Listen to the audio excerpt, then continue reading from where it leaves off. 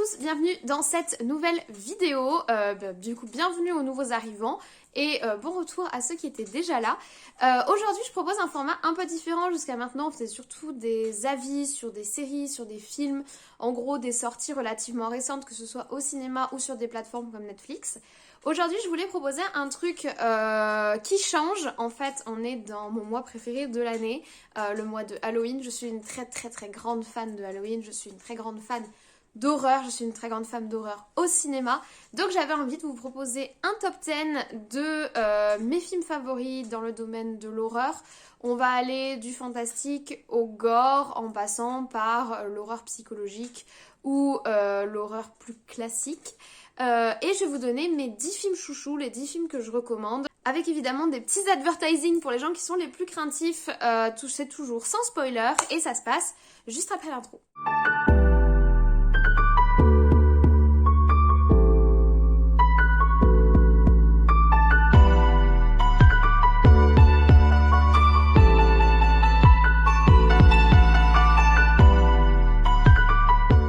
Tout de suite dans notre top 10. Alors il faut savoir que ça a été assez difficile. Autant les premières places, j'ai eu aucune difficulté à trouver les films que j'allais y mettre. Autant la 9e et la 10e place, ça a été très compliqué. J'étais pas très sûre de moi. Mais pour la 10e place et notre premier film, en fait ce qui m'a décidé, c'est que pour moi c'est un classique. C'est un film que j'ai vu très jeune, peut-être trop jeune d'ailleurs, et qui depuis reste une référence. C'est-à-dire quand je parle film d'horreur avec des gens et que j'évoque ce film-là et qu'ils l'ont pas vu, pour moi c'est quand même un passage un petit peu obligé si on est fan d'horreur et si on est fan notamment d'un côté d'une horreur un petit peu cracra, d'une horreur un petit peu gore. Je parle du film The Grudge. Attention, pas l'édition de 2020 américaine absolument horrible, non, l'édition de 2014 par le réalisateur Takashi Shimizu. Donc c'est une réalisation américano-japonaise d'ailleurs, je crois qu'elle n'est pas que japonaise. C'est un film qui met très mal à l'aise, c'est un film qui est dérangeant, c'est un film qui, je trouve, représente bien l'horreur à la japonaise, un petit peu malaisante, qui joue pas seulement sur un côté gore. Au final le film n'est pas très gore, mais moi le film m'avait fait peur et encore aujourd'hui quand je le regarde, il me met dans une position de malaise assez extrême. Mais pour moi, The Grudge, l'originel, c'est vraiment un grand classique. Donc quel est le scénario? L'histoire de The Grudge, qu'est-ce que c'est? En fait, on est sur une hantise très violente dans une maison japonaise. En gros, la première phrase du film nous dit que globalement, quand quelqu'un meurt de façon extrêmement violente dans un lieu et subit une rage extrême, cette personne ne peut pas quitter le lieu, il reste coincé et il perpétue la malédiction pour toujours. Et c'est ce qui se passe dans cette maison japonaise, une maison toute gentille en apparence, mais dans laquelle vit une entité composée uniquement de rage et de souffrance. Et cette entité, à partir du moment où on rentre dans la maison, on est touché par sa malédiction et elle nous poursuit jusqu'à la fin. Ça paraît simple comme ça fait hantise classique, mais on est sur un film qui est très bien ficelé et qui surtout vraiment, je vous l'ai dit, mais m'a mis extrêmement mal à l'aise parce qu'on a cette entité, ce fantôme qu'on voit en couverture du film, qui a ses longs cheveux noirs, fileux, un seul œil, la peau très pâle. S'il y a un chat dans la maison qui met... Vraiment, tout est là pour te mettre extrêmement mal à l'aise. Alors, l'héroïne, Karen de mémoire de son prénom, franchement, elle est creuse, voilà. Alors, c'est le petit problème du film, c'est pour ça qu'il fait pas partie de mon top, et c'est pour ça que j'ai hésité à le mettre en 10... Quand je dis qu'il fait pas partie de mon top, c'est qu'il est pas à la tête et c'est pour ça que j'ai hésité à le mettre en 10e position, parce que dans l'absolu, l'histoire est assez creuse, notamment à cause de ce personnage principal. Mais moi, c'est cette ambiance, c'est ce qui me reste après le film, ces plans absolument terrifiants, ce bruit que fait l'entité qui est horrible, qui a hanté mes cauchemars quand j'étais gamine. Donc là, ça c'est du film d'horreur. Le film d'horreur, ça te fait peur. Ça te met mal à l'aise. Et ce film-là m'a fait peur et m'a mis mal à l'aise, autant beaucoup plus jeune qu'encore aujourd'hui quand je le regarde. Alors j'ai forcément plus le même regard, puis je connais l'histoire, mais encore aujourd'hui quand je le regarde, je suis en mode j'aimerais pas que ça vive chez moi ce truc-là. Et normalement c'est plutôt bon signe quand on n'a pas envie que l'entité vienne chez nous, c'est qu'elle est plutôt bien écrite et bien faite et qu'elle fait flipper. Donc rien que pour ça, je vous recommande d'avoir vu The Grudge au moins une fois dans votre vie pour savoir ce que c'est, et puis aussi parce que ça a imprimé la culture populaire.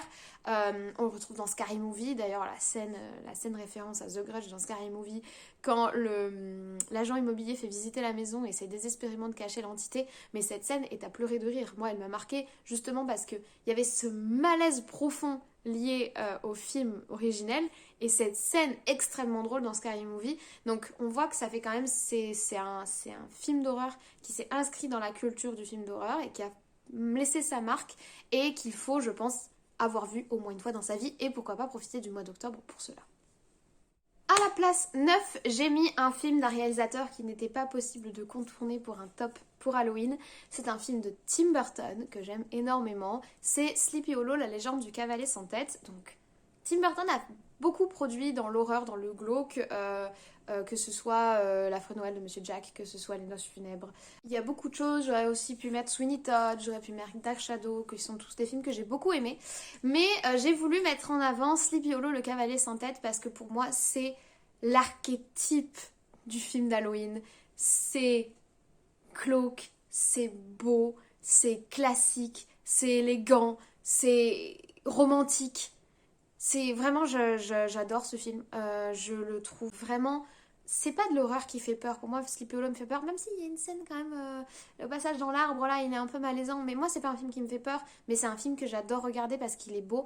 J'adore le mettre en début de période d'Halloween. Parce que c'est un film que tu regardes sous un plaid, avec un chocolat chaud, dans la semi-pénombre, avec tes cire-trouilles qui sont allumées sur le côté et qui te regardent comme ça. C'est un film. Pour moi, il est parfait de A à Z. Je veux dire, c'est. Dans le sens où il n'y a pas d'erreur, le casting est super, l'ingénu, le chevalier sans tête et son incarnation, les effets spéciaux qui sont un peu physiques. Tim Burton dans ses films a ce côté où les effets spéciaux en particulier, c'est les films les plus anciens. Sleepy Hollow, il date quand même de 1999, donc il commence à se faire vieux. Il a 23 ans maintenant, non 22 ans, je ne sais plus compter. Mais il y a ce côté très physique dans les effets, qui les rendent encore plus glauques.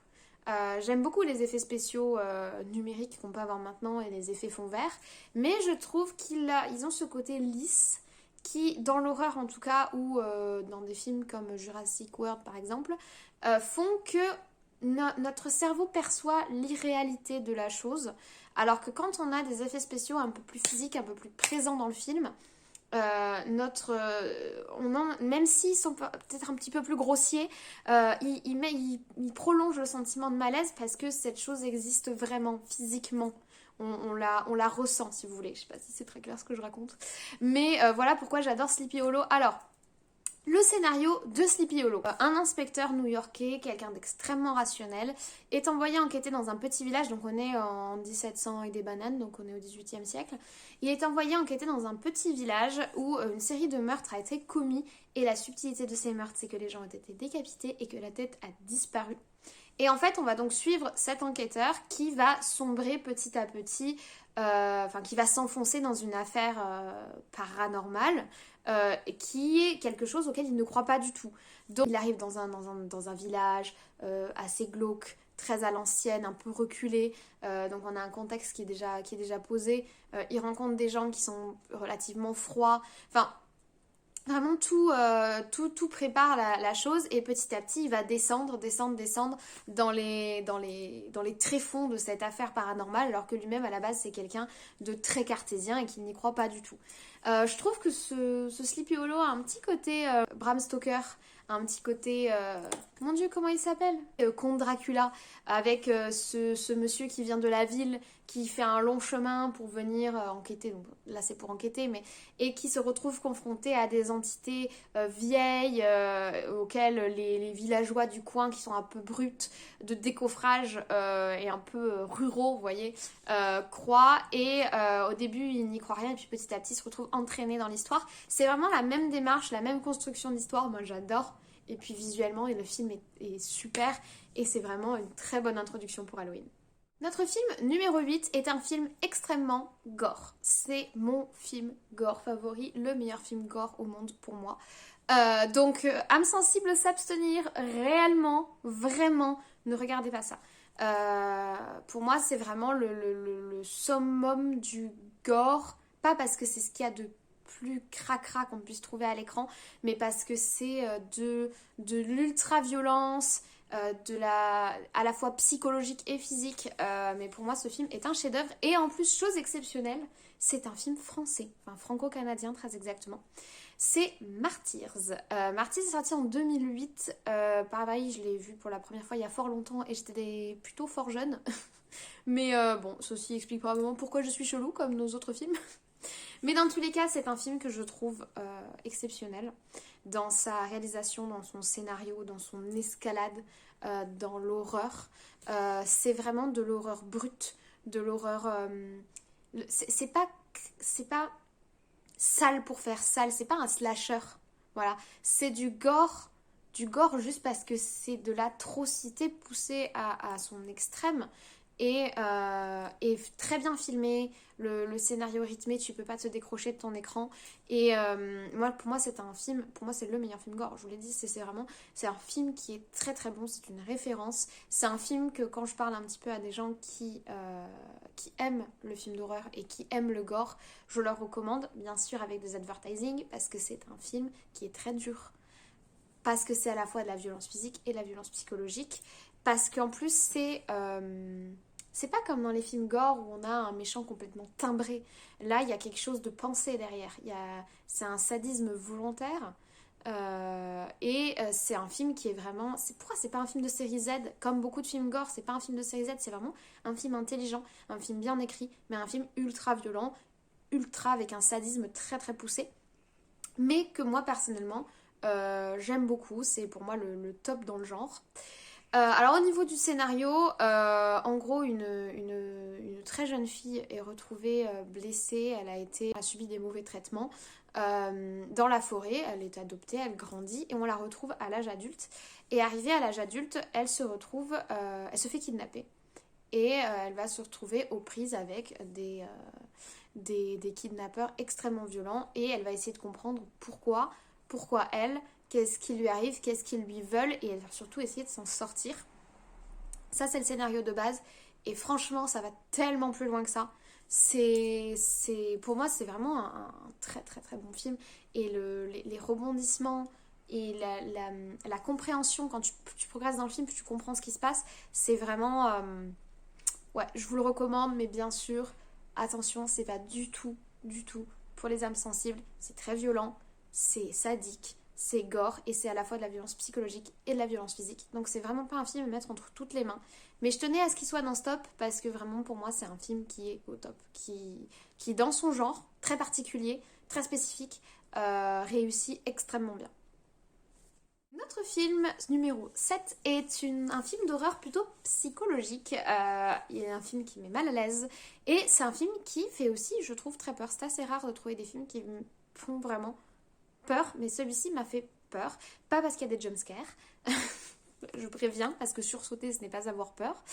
Mais juste parce que t'es pas bien. Ce film, c'est le film Le Village qui est sorti en 2004. Donc c'est pas non plus un film très récent. Mais c'est vraiment un très très bon film. Déjà c'est un film à rebondissement, ce que j'adore. Personnellement j'adore quand le film vient te surprendre, vient te sortir de ce dans quoi il t'a installé dès le départ. Et puis c'est un film qui est très très très beau à regarder. Pas pour rien, hein, c'est un film de Night Shyamalan. C'est un film de Night Shyamalan. J'ai du mal à prononcer son nom même si je respecte beaucoup son travail. Donc c'est quand même un grand réalisateur. Moi je vous parle souvent de grands pontes de l'horreur, on en a encore un. C'est Night, on va pas prononcer son nom, on va s'appeler par nos prénoms. Night c'est quand même un réalisateur exceptionnel et il est donc l'auteur de ce film qui n'a pas pris une ride, qui est toujours un film génial, qui est toujours un film qui fait peur et qui est toujours un film parfait pour une ambiance d'octobre Halloween glauque. Alors, le synopsis. Alors, on se retrouve en fait dans une communauté qui vit assez isolée, qui vit au milieu d'une forêt, qui vit pauvrement et qui est très codifiée. Et cette communauté, en fait, elle vit sous la menace constante de créatures mystérieuses qui vivraient dans la forêt et qui qui menacerait en fait les habitants. Donc les habitants ont mis en place plein de petites habitudes pour pouvoir faire bien attention. Il y a une clôture autour du village pour surveiller, il y a des guetteurs la nuit, et il y a tout un tas de traditions qu'on respecte pour ne pas contrarier ces créatures. Et on va suivre une jeune fille du village qui va se retrouver confrontée à une période où ces créatures vont se retourner contre le village. Et on va vivre donc cette menace, cette menace constante de ces créatures sur le village.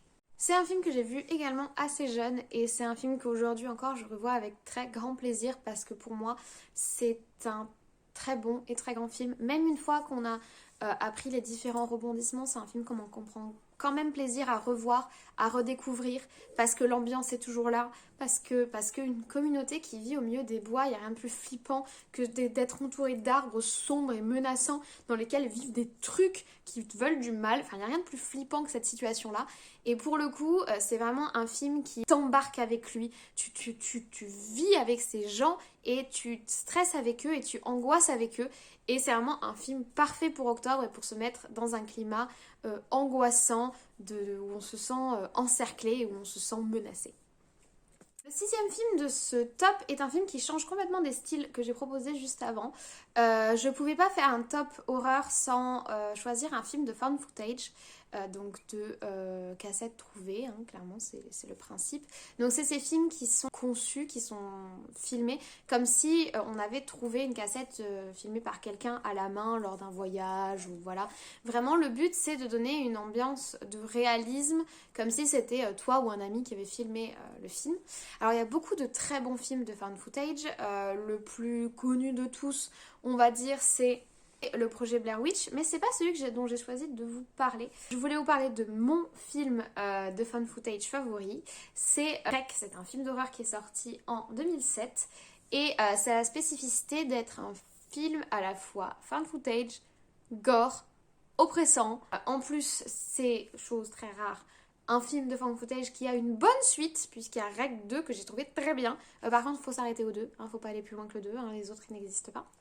Mais voilà, c'est un film que j'ai énormément aimé, que pareil je revois de temps en temps avec plaisir, je vais pas dire qu'il a renouvelé le genre parce que c'était un genre qui avait déjà beaucoup de succès, mais je pense qu'il a apporté un nouveau regard au genre du fan footage qui restait coincé dans la cassette trouvée en forêt, en gros, et qui là a apporté quelque chose de nouveau, puisque le principe de base, l'histoire de base, c'est une jeune femme et journaliste, elle tourne un reportage de nuit dans une caserne de pompiers. Donc c'est un truc un peu ennuyant, on va dire. C'est pas le summum de sa carrière. Et au moment où il tourne, donc les pompiers sont appelés pour problème de santé dans un immeuble en pleine nuit, et donc ils vont les suivre pour les filmer, vous savez, comme dans les trucs d'investigation. Sauf que ça va très très mal se passer. La personne qu'ils vont aller secourir n'est pas ce à quoi on s'attend, et ils vont se retrouver coincés dans une situation complètement folle. Et l'actrice principale, qui au début a l'air vraiment de la petite arriviste qui veut percer à la télé, va montrer un visage de chasseuse de scoop prête à tout, qui est absolument... qui t'emporte dans le film, en plus de l'histoire derrière. Et puis même le format tel qu'il est proposé là, c'est-à-dire que du coup on n'est pas sur un found footage où la qualité est immonde, on n'est pas sur la vieille caméra à main, on était de base sur un reportage, donc partie de ce principe-là, on a quand même de belles images. Oui, on a du mouvement, alors c'est déconseillé aux gens à qui ça donne la gerbe, le mouvement de caméra. Mais oui, on a du mouvement de caméra, mais d'un autre côté, ça nous entre dans l'action. Quand ils courent dans les escaliers, on court avec eux, quoi, et on le ressent. Et puis en plus, du coup, le fait que le personnage principal soit une reportrice, on recueille un petit peu le sentiment des gens, la vie des gens. C'est-à-dire, il y a des moments où on est en format fan footage, il y a des moments où on est en format documentaire. Et c'est super intéressant. Et puis même, d'une manière générale, l'histoire et les rebondissements sont juste géniaux. Donc moi, j'ai adoré et je vous le recommande à 118%. Donc il semblerait que la vidéo soit beaucoup plus longue que ce que j'avais prévu. J'ai tendance à énormément bavasser, surtout quand je parle de films que j'aime. Donc j'ai décidé, au vu du montage complètement hallucinant que j'avais à faire, de couper la vidéo en deux. Vous avez donc eu le très grand plaisir de voir les 5 premiers films de mon top spécial Halloween. Pour voir les 5 suivants, il suffit d'attendre la seconde vidéo qui sortira demain. Et que j'introduirai dans cette magnifique tenue avec des citrouilles pour rester dans le thème. Je vous dis à tous une très bonne soirée et je vous attends demain pour la sortie de la suite de cette vidéo.